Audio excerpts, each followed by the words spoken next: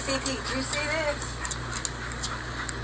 Look, if it ain't official Dana J, Levi for Kelly, Primadonnanews, I don't even want to see it. Just take the photos.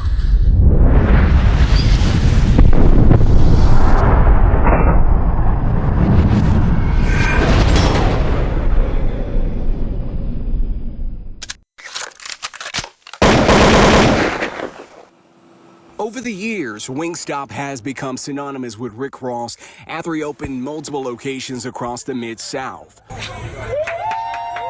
I just know of him.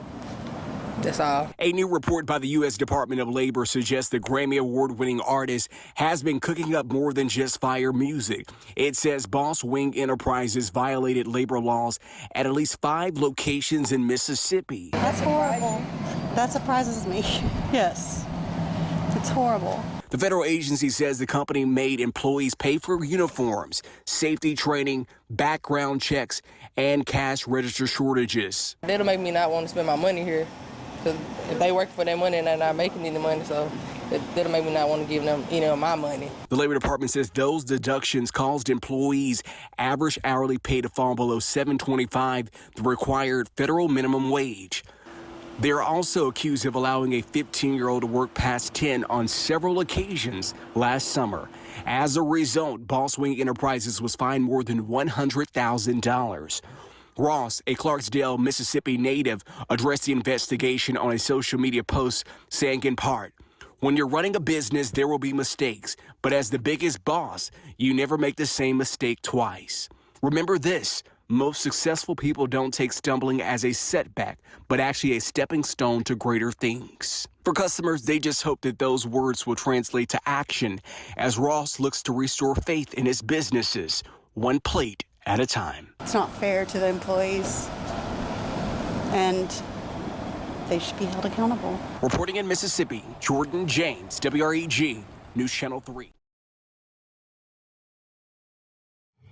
Isn't it interesting when we see the media and other media outlets run with certain stories when it comes to Black-owned businesses, considering a lot of things that Black-owned businesses learn, they learn through trial and error. But let's think about things as a whole when it comes to other businesses and even these corporations who time and time again go viral for similar situations. Like take Waffle House, for example. How many times have you seen scenes like this? Bitch, you better calm the fuck down, bitch, because you on the only hoe. I will motherfucking remodel this bitch. You better fucking chill out. Man, straight like that. Now, maybe I missed it, but I ain't seen the same energy across the board when it comes to the news reporting on corporations such as the Waffle House.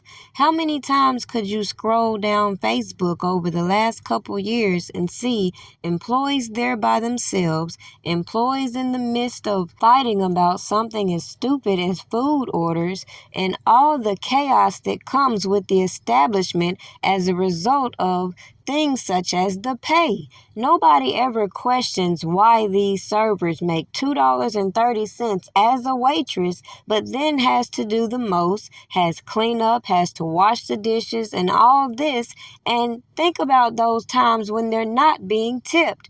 Think about those times when they're not getting their breaks as they should be mandated. It's a lot of things that could come into the conversation. And let's go into the food safety and how you can just about Google so many different locations and see negative reviews.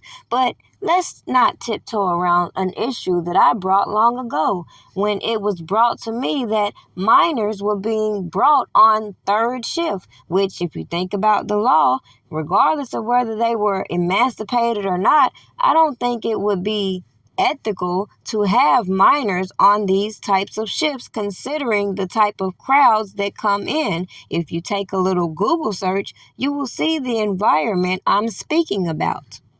Now, of course, I can go on, but the main point is considering the things that these people just said about Rick Ross's establishment could be applied to a Waffle House. And my inquiry is, would the customers be just as shocked and appalled if they were to uncover the same findings. When it comes to Rick Ross, they question his business integrity. But again, how many videos did you see of even customers cooking their own food at Waffle Houses for whatever reason?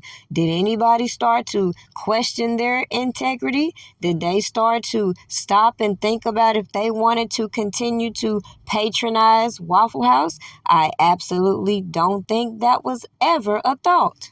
The major point in this video is, regardless of what industry it is, whether it's the music, entertainment industry, or the food service business, number one, these artists realize the money ain't in the music, so we see them creating these other avenues through their business ventures. So that is why I find it hypocritical for these news agencies to only spotlight certain things in a negative light for certain individuals when they don't have that same energy across the board.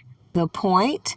Obviously, as I was saying, there's going to be slave labor in any industry, and the hypocrisy is what gets me.